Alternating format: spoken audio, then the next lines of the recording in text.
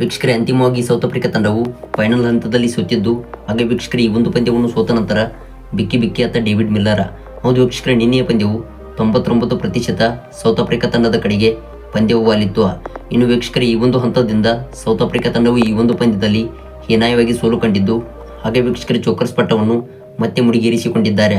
ಇನ್ನು ವೀಕ್ಷಕರೇ, ನಿನ್ನೆಯ ಪಂದ್ಯವನ್ನು ಹರಿಣಗಳು ಸೋತ ನಂತರ ವೀಕ್ಷಕರೇ ಪ್ರೆಸ್ ಕಾನ್ಫರೆನ್ಸ್ನಲ್ಲಿ ಮಾತನಾಡಿದ ಡೇವಿಡ್ ಮಿಲ್ಲರ್ ಅವರು ಬಿಕ್ಕಿ ಎತ್ತಿದ್ದು, ಹಾಗೆ ವೀಕ್ಷಕರ ಮೈದಾನದಲ್ಲೇ ಕಣ್ಣೀರು ಸುರಿಸಿದ್ದಾರೆ. ಇನ್ನು ವೀಕ್ಷಕರ ಸುದ್ದಿಗೋಷ್ಠಿಯಲ್ಲಿ ಮಾತನಾಡಿದ ಡೇವಿಡ್ ಮಿಲ್ಲರ್ ಅವರು ಈ ಒಂದು ಪಂದ್ಯದಲ್ಲಿ ನಮಗೆ ಮೋಸವಾಗಿದೆ ಎಂದು ಸುದ್ದಿಗೋಷ್ಠಿಯಲ್ಲಿ ತಿಳಿಸಿದ್ದಾರೆ. ವೀಕ್ಷಕರ ಡೇವಿಡ್ ಮಿಲ್ಲರ್ ಅವರ ಈ ಮಾತಿನಿಂದ ಟೀಮ್ ಇಂಡಿಯಾ ತಂಡದ ಅಭಿಮಾನಿಗಳು ಬಿಗ್ ಶಾಕ್ ಆಗಿದ್ದು, ವೀಕ್ಷಕರೇ ಇದೆಲ್ಲದರ ಸಂಪೂರ್ಣ ಮಾಹಿತಿಯನ್ನು ಈ ಒಂದು ವಿಡಿಯೋದಲ್ಲಿ ತಿಳಿಯೋದಕ್ಕಿಂತ ಮುಂಚಿತವಾಗಿ ಡೇವಿಡ್ ಮಿಲ್ಲರ್ ಅವರ ಈ ಅಸಭ್ಯ ವರ್ತನೆಯು ನಿಮಗೆ ಹೇಗೆನಿಸಿದೆ ಎಂಬುದನ್ನು ದಯವಿಟ್ಟು ಕಾಮೆಂಟ್ ಬಾಕ್ಸಲ್ಲಿ ಕಮೆಂಟ್ ಮಾಡಿ ತಿಳಿಸಿ. ಹಾಗೆ ವೀಕ್ಷಕರೇ, ಸೂರ್ಯಕುಮಾರ್ ಯಾದವ್ ಅವರ ಹಿಡಿದ ಕ್ಯಾಚ್ ಕ್ಲಿಯರ್ ಆಗಿತ್ತಾ ಅಥವಾ ಅಲ್ವಾ ಎಂಬುದನ್ನು ದಯವಿಟ್ಟು ಕಾಮೆಂಟ್ ಬಾಕ್ಸಲ್ಲಿ ಕಮೆಂಟ್ ಮಾಡಿ ತಿಳಿಸಿ. ಹೌದು ವೀಕ್ಷಕರೇ, ನಿನ್ನೆ ಬಾರ್ಬಡೋಸ್ನಲ್ಲಿ ಭಾರತ ತಂಡವು ಗೆಲುವಿನ ನಗೆ ಬೀರಿತು.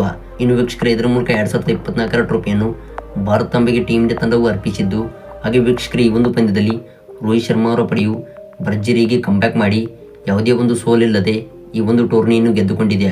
ಒಂದು ವೀಕ್ಷಕರೇ, ಈ ಒಂದು ಪಂದ್ಯವನ್ನು ಭಾರತ ತಂಡವು ಗೆದ್ದುಕೊಂಡು ಸುಮಾರು 1 ದಿನಗಳ ಕಳೆಯುತ್ತಾ ಬಂದಿತ್ತು.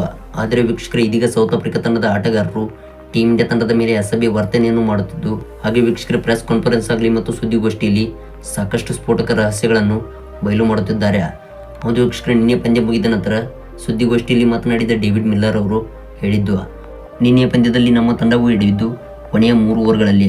ಹೌದು, ಹೆಂಡ್ರಿಚ್ ಕ್ಲಾಸೆನ್ ಮತ್ತು ನಾ ಇರುವವರೆಗೂ ಪಂದ್ಯವು ನಮ್ಮ ಕೈಯಲ್ಲಿತ್ತು ಮತ್ತು ನಮಗೆ ಈ ಒಂದು ಪಂದ್ಯದಲ್ಲಿ ಟೀಮ್ ಇಂಡಿಯಾ ತಂಡವು 176 ರನ್ಗಳ ಗುರಿ ನೀಡಿದಾಗಿನಿಂದ ಈ ಒಂದು ಪಂದ್ಯದಲ್ಲಿ ಸತತವಾಗಿ 9 ರನ್ ರೇಟ್ ಇತ್ತು.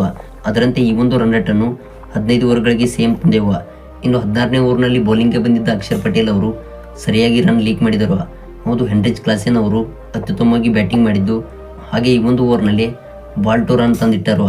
ಇನ್ನು ಈ ಒಂದು ಪಂದ್ಯವನ್ನು ನಾವು ಗೆದ್ದುಕೊಂಡೆವು ಎಂದು ಭಾವಿಸಿದ್ದೆವು. ಆದರೆ 17ನೇ ಓವರ್ ಬೌಲಿಂಗ್ ಮಾಡಲು ಬಂದಿದ್ದ ಹಾರ್ದಿಕ್ ಪಾಂಡ್ಯ ಅವರು ಕಟರ್ ಯೂಸ್ ಮಾಡಿ ಸ್ಲೋ ಬೌಲಿಂಗ್ ಮಾಡಿದ್ದು, ಹಾಗೆ ಹೆಂಡ್ರಿಚ್ ಕ್ಲಾಸೆನ್ ಅವರ ವಿಕೆಟ್ ತೆಗೆದುಕೊಂಡರು. ಇನ್ನು ಈ ಒಂದು ಹಂತದಲ್ಲಿ ನಮ್ಮ ತಂಡವು ಸ್ಟ್ರಗಲ್ಗೆ ಒಳಗಾಯಿತು. ಆದರೆ 18ನೇ ಓವರ್ನಲ್ಲೂ ಕೂಡ ಕೇವಲ 1 ರನ್ ಬಂದಿದ್ದು, ಜಸ್ಪ್ರೀತ್ ಬುಮ್ರಾ ಅವರು ಕೂಡ ಅತ್ಯುತ್ತಮವಾಗಿ ಬೌಲ್ ಮಾಡಿದರು. ಇನ್ನು 19 ಹಾಗೂ 20ನೇ ಓವರ್ನಲ್ಲಿ ನಮ್ಮ ತಂಡವು ಕಳೆದೇ ಹೋಯಿತು. ಹೌದು, ಈ ಒಂದು ಹಂತದಿಂದ ಪಂದ್ಯವು ಕೈಜಾರಿ ಹೋಗಿತ್ತು. ಇನ್ನು ನಾನು 20ನೇ ಓವರ್ನಲ್ಲಿ ಸ್ಟ್ರೈಕ್ನಲ್ಲಿದ್ದಾಗ ಹಾರ್ದಿಕ್ ಪಾಂಡ್ಯ ಅವರು ಹಾಕಿದಂಥ ಬೌನ್ಸ್ ಬಾಲನ್ನು ಸಿಕ್ಸರ್ಗೆ ಅಟ್ಟಿದ್ದೆ. ಹೌದು, ಈ ಒಂದು 6 ಹೋಗಿದ್ದರೆ ಈ ಒಂದು ಪಂದ್ಯವನ್ನು ನಾವು ಗೆಲ್ಲುತ್ತಿದ್ದೆವು. ಆದರೆ ಸೂರ್ಯಕುಮಾರ್ ಯಾದವ್ ಅವರು ಅತ್ಯುತ್ತಮವಾಗಿ ಫೀಲ್ಡಿಂಗ್ ಮಾಡಿ ಈ ಒಂದು ಕ್ಯಾಚನ್ನು ತೆಗೆದುಕೊಂಡಿದ್ದಾರೆ. ಇನ್ನು ಮತ್ತು ಈ ಒಂದು ಕ್ಯಾಚ್ ಬಗ್ಗೆ ಸಾಕಷ್ಟು ದಿಗ್ಗಜರುಗಳು ಸುಳ್ಳು ವರದಿಗಳನ್ನು ಕೊಡುತ್ತಿದ್ದಾರೆ. ನಮ್ಮ ಪ್ರಕಾರ ಇದು ಕ್ಲಿಯರ್ ಔಟ್ ಆಗಿದೆ ಮತ್ತು ಟೀಮ್ ಇಂಡಿಯಾ ಸೂರ್ಯಕುಮಾರ್ ಯಾದವ್ ಅವರ ಈ ಎಫರ್ಟ್ಗೆ ನನ್ನ ಮೆಚ್ಚುಗೆ ಇದೆ ಮತ್ತು ನಮಗೆ ಈ ಒಂದು ಪಂದ್ಯದಲ್ಲಿ ಯಾವುದೇ ರೀತಿ ಮೋಸವಾಗಿಲ್ಲ ಎಂದು ಡೇವಿಡ್ ಮಿಲ್ಲರ್ ಅವರು ನಿನ್ನೆ ಪಂದ್ಯ ಮುಗಿದ ನಂತರ ತಿಳಿಸಿದ್ದಾರೆ. ವೀಕ್ಷಕರೇ, ಇದಾಗಿತ್ತು ಈ ಒಂದು ಸ್ಪೋರ್ಟ್ಸ್ ಮಾಹಿತಿ ಅಪ್ಡೇಟ್ಸ್.